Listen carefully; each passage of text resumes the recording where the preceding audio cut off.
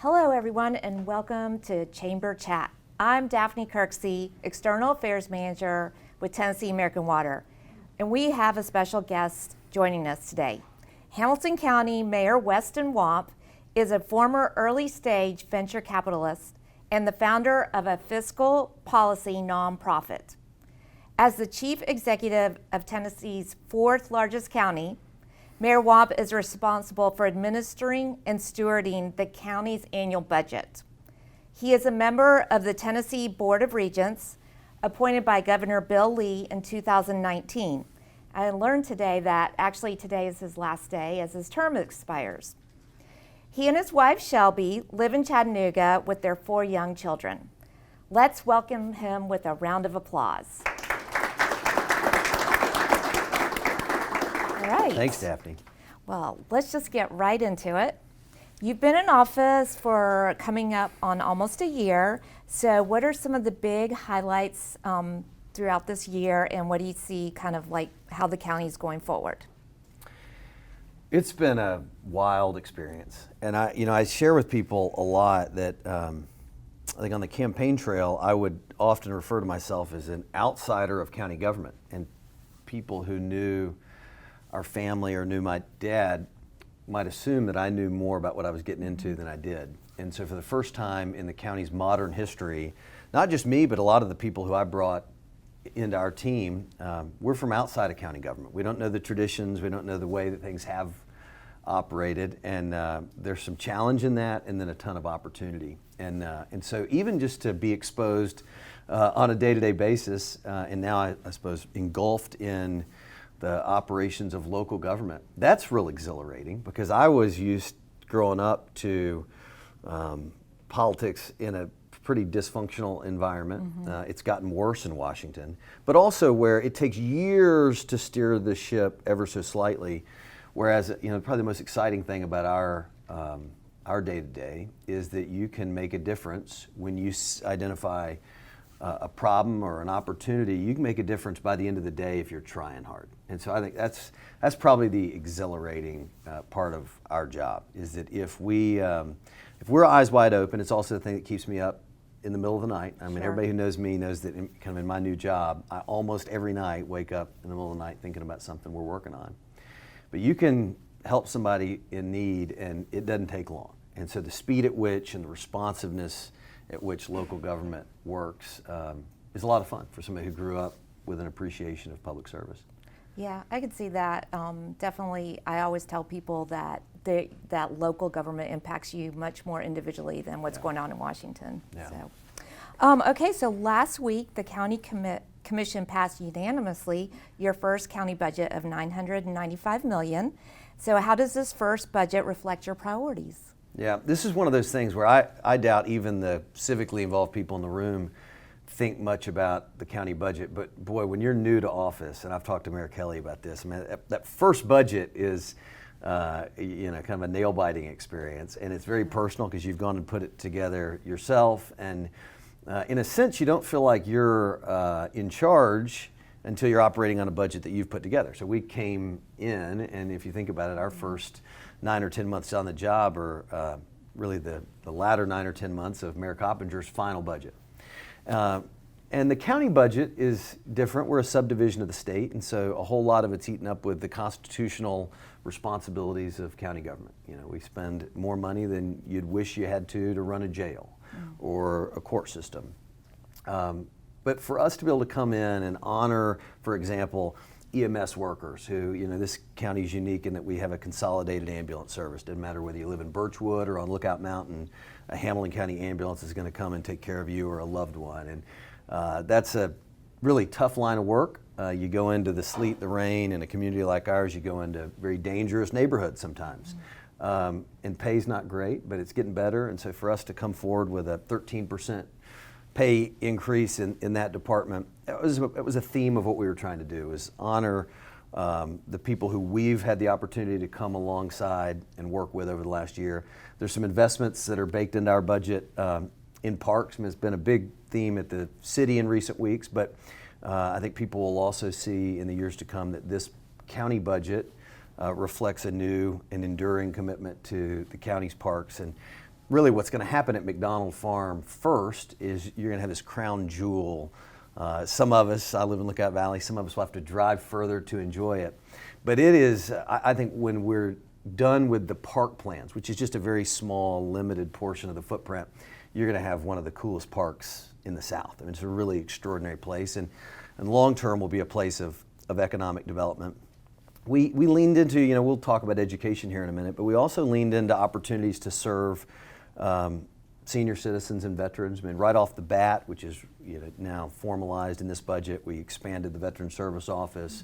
We're opening the county's first senior center out in Harrison, which really will be a community hub right there where the Ruritan Club is, and cool. Brown Middle School, and Central High School. It's all right there. It's an FDR era building that, as a grandson of an architect of a lot of elementary schools, I couldn't allow that building to go unused. It's been replaced by a modern Harrison Elementary that's also just across the street. But there's a lot of touch points. First and foremost, we're carrying out the constitutional work of county government. That's what the budget is mostly about. In an environment where it's been very difficult for municipalities to hold the line and avoid tax increases, the county was able to do that. So in that sense, it's good stewardship. Still gave a raise across the board to county employees. But we're able to kind of put our imprint on parks and services for senior citizens, and you'll see more programming come online. And then I think symbolic of where we're headed and where our thoughts are on a day-to-day basis is a unique partnership between the city and the county where we created a fund that will allow for both $7,000 sign-on bonuses for career and technical teachers. So if you're interested in teaching maybe in the latter part of your career, that's a career change that requires costly accreditation to become a teacher. So the county will cover the cost of the accreditation and then give a $7,000 sign-on bonus. And some of that is getting creative with the state's new TISA formula. If you are a career and technical student, if you're enrolled in a pathway, then there's $5,000 a year that follows your education. But it's a chicken and egg dilemma. You can only have students enroll in career and technical pathways if they have an instructor. It's hard to hire those instructors. So partner with the school system to do that. And then what you'll see in the weeks and months ahead that we chose not to get into during our first budget is some of the first long-term capital planning that the county's done, both to address some unique opportunities with county general government facilities, but also in the school system. Okay, wow, that's a lot going on, a and a lot of exciting things too. Yeah. Well, so you ran on the issue of education. You kind of touched on it now. So what are now that you're in office, what are your long-range goals for the students of Hamilton County? Well, when you talk about education in this county right at this moment, you have to begin by acknowledging that the state in the last couple years has fixed what was probably a pretty inequitable situation to this county in terms of the way the state funded public education here. And so it resulted in year over year a historic increase in public education funding, most of it a result of the new TISA formula. There's $60 million of new public education money in this year's budget that came from the state, over $90 million total. And that's very exciting. I mean, I think it gives, you can never have enough. I mean, Dr. Robertson, would argue that you could never have enough money, but in reality, public school funding has never been as healthy as it is as we begin this new fiscal year. So that's exciting. What we all know to be the case, and a lot of this is the remnants of a city and county school merger 25 years ago, is that the footprint of the school system is inefficient and many of the buildings are aging, and some of them are downright embarrassing. I think we've shored up in the last few years some of the worst facilities. And so Dr. Robertson and I want to pursue really dignified, modern facilities for every student, parent, teacher in the county. But also doing it in a thoughtful way that allows for more efficiencies. The school system's too spread out. I mean, my Deputy Mayor Tucker McClendon and I were looking at one part of the county where within 2.5 miles of each other, there's 4 elementary schools. So that's probably not the most efficient way to run a school system. So some of this is about facilities. Clearly, and I think we'll talk about it in a minute, a lot of my passion's around preparing students for their life after school, whether that leads onto a technical college or a community college or a university, that we're intentionally training our young people with a set of skills that ultimately will allow them to sustain a family and be productive, contributing members of society. So that matters a lot. In this community, we've got a unique opportunity, and this coincides with the investments we're going to make in school facilities to make the case better. This is really something I'm passionate about, just given my age and who our kind of peers are. We've got an opportunity to make the case to families that in the last couple decades, the school system has lost to private education. Some of that's going to happen inevitably in a community where you've got multiple schools with a 100-year legacy. But you can now identify parts of the county where there's been a tremendous influx of people from across the country, or there's been trends in residential. I think of where I live in Lookout Valley, or St. Elmo's this way. Parts of the county where millennials are choosing to live. They're paying a lot of taxes, but the school system hasn't, in my opinion, adequately adjusted for the expectations of those families. And so in a strange Chattanooga tradition, so many of these families, are moving to a part of town knowing that in addition to their mortgage and property taxes, they're going to pay a private school tax. And so if as we think through the future of facilities and the case that we're making to students and parents, if we're mindful of opportunities, I think another one of these that's very interesting is sort of the outgrowth of North Chattanooga into Stewart Heights, into Lower Hickson. That's a place where a lot of families can't quite decide, are we going to go the private school route or are we going to go the public school route? I think all ships rise as all families, regardless of the neighborhood they live in or their economic status, if they all feel like the public school system is an option, that's good for our community. So the more of our community's most prominent families who we can win over into public education, into enrolling, trusting our public school system by enrolling their students there, I think that's a big win in a community where you just look at the data of kind of by zip code or by census tract. There are parts of our county that don't utilize the public school system hardly at all. And I think as we address that, we can address that first of all through facilities, just kind of making a statement to parents that, no matter how much money you have or what the tradition of your family is, we're going to put forward a product, both in terms of education and the facility that's commensurate with what private schools offer. So that's a real passion of mine, something I've talked to Dr. Robertson about a lot as we prepare to release a roadmap for school facilities.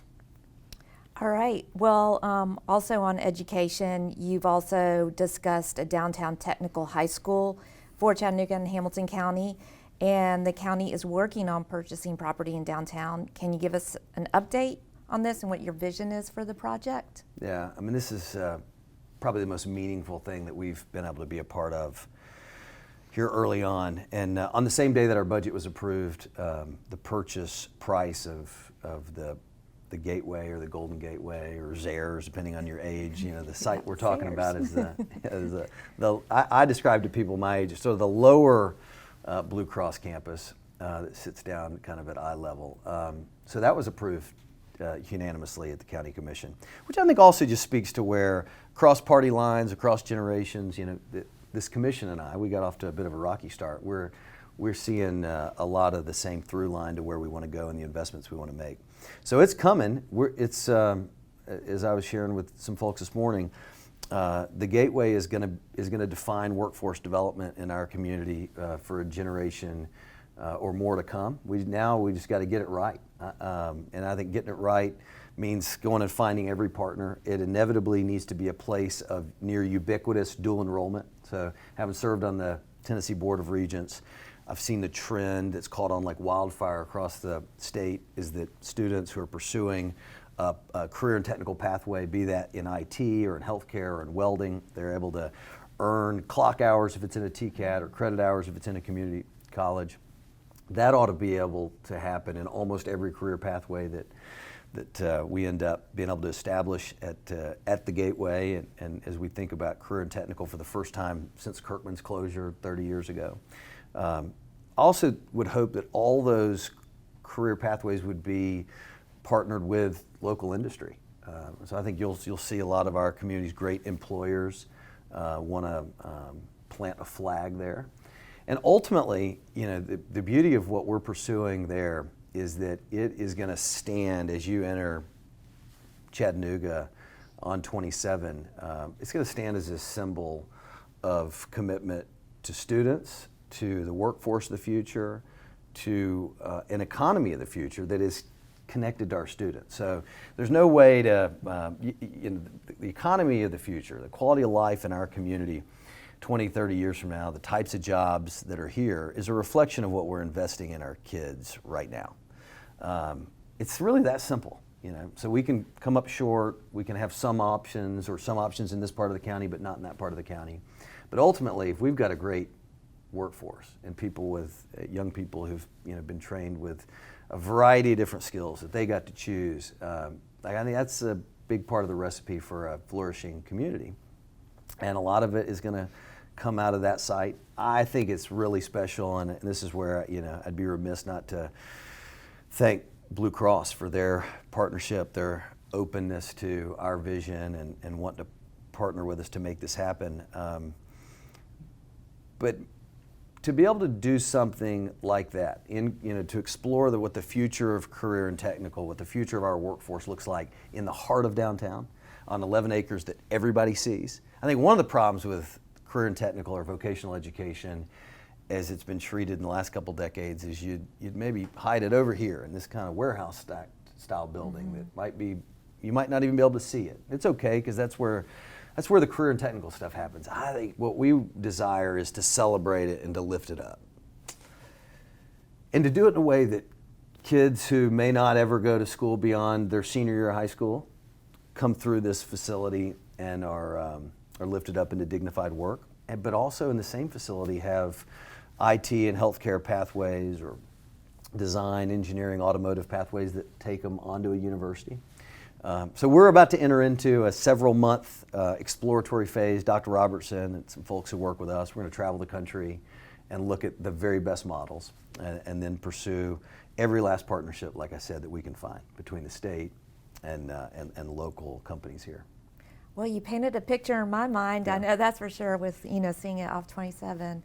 So look forward to seeing that as it comes along. Well, tied to workforce development is, of course, economic development. And so talk about the role the county is playing in projects like the Bend, and the importance of it for Hamilton County. Well, I remember a few years ago when Jimmy White and the Urban Story team released the 40, I think that's what you call it, kind of flyover renderings of what they had in mind. And my first thought was, my children will think that if he pulls it off, that site there will be what my kids come to know and experience as downtown. It's such an overwhelming, inspiring vision.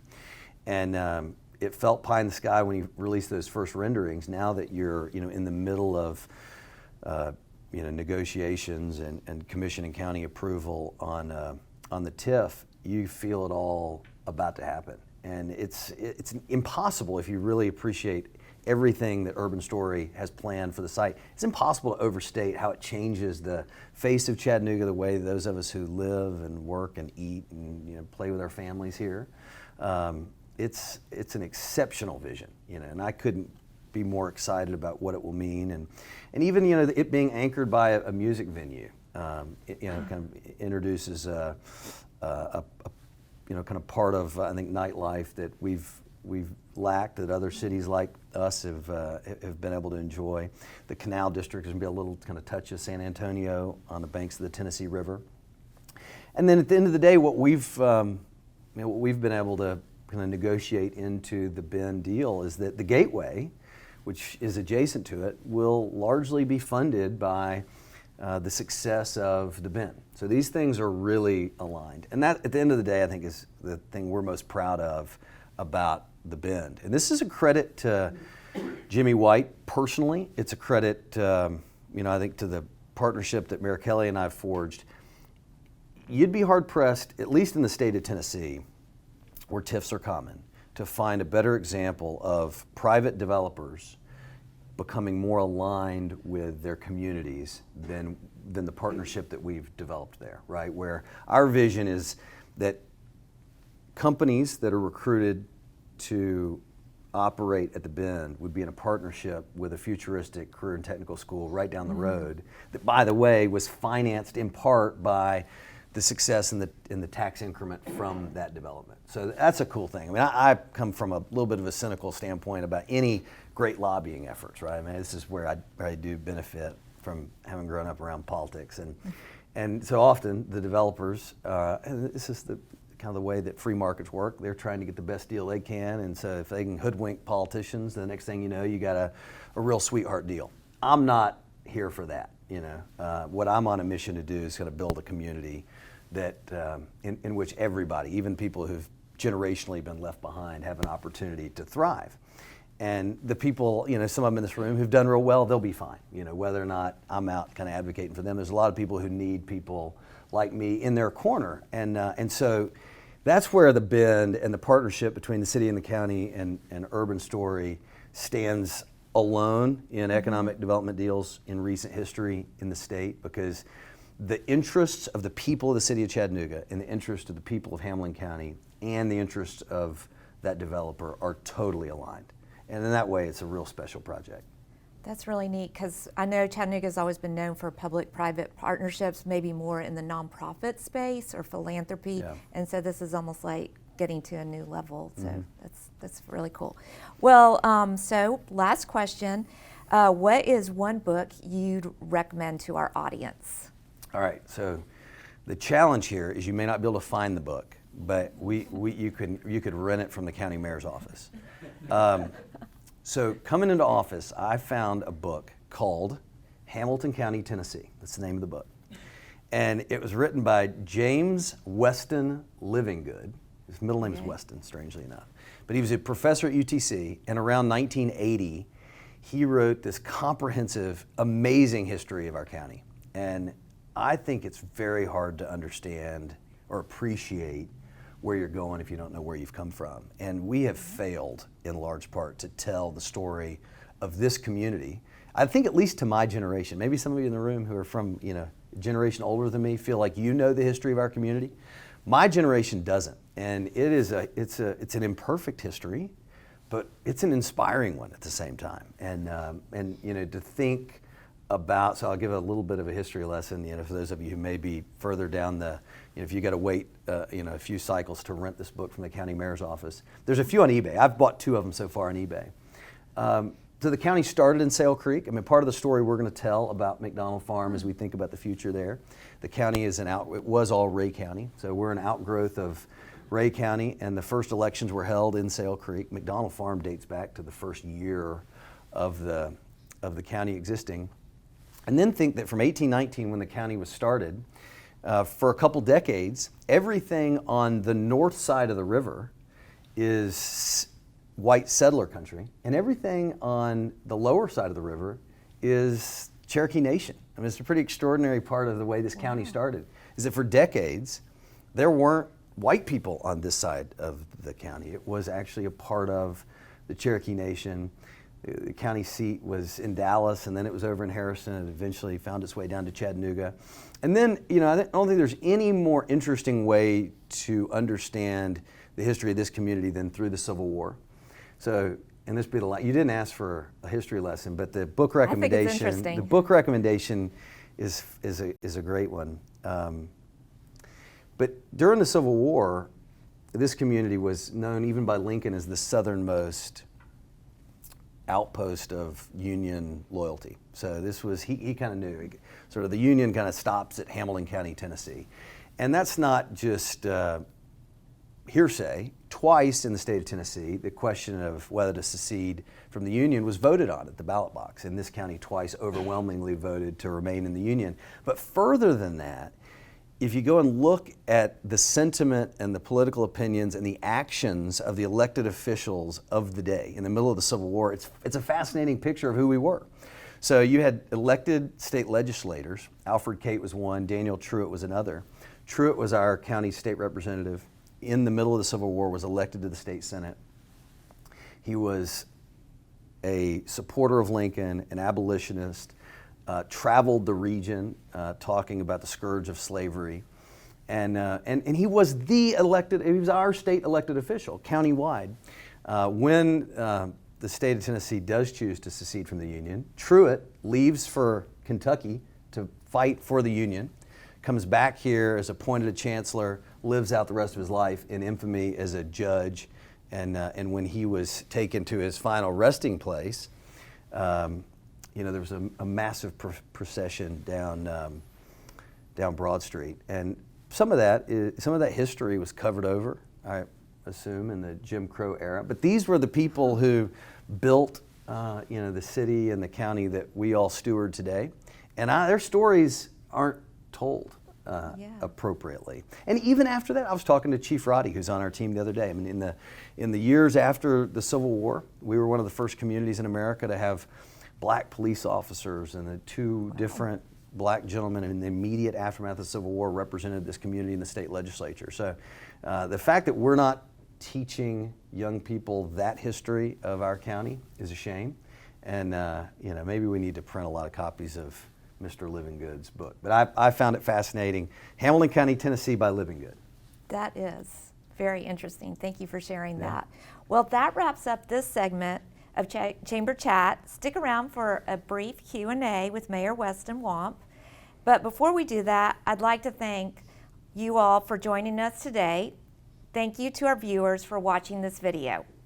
And thank you, Mayor Wamp, for being here. Let's give him another round of applause.